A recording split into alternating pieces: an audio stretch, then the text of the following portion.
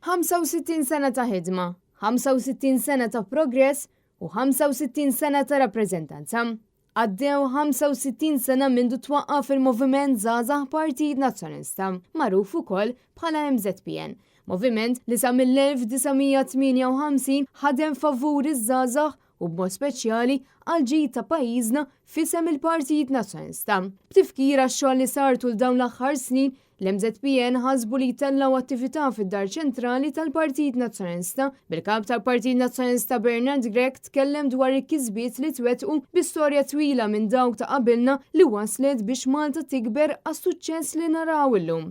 Bernard Gregg qal li s-sitwazzjoni kurrenti jeħtieġilha bidla immedjata biex il-poplu Malti Wawċi jerġa' jingħata l-għajnuniet neċessarji ħalli jimxi l qudiem u bekk ikollna ħajja aħjar f'pajjiżna. U għażid jgħid li llum il-ġurnata spiċċajna naraw vjolenza fil-konfront tal-poplu li hi waħda differenti minn dik li għaddejna minnha fis-snin 70 u 80.